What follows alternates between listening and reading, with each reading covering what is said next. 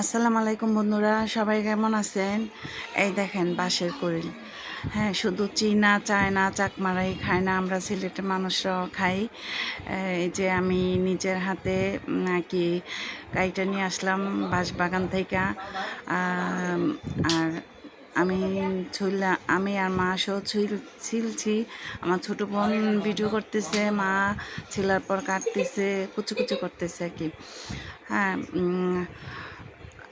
আমার এই জীবনের প্রথম আর কি মা কয় যে দে তুই কাট। আমার এই জীবনের প্রথম আমি বাগান থেকে বাঁশের কড়িল কাটলাম। তো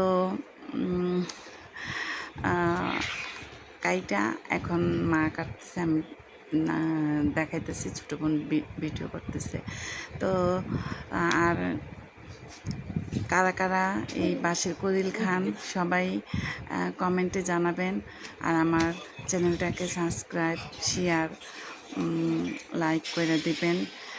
সবাই পাশে থাকবেন। ওকে, আল্লাহ হাফেজ, টাটা।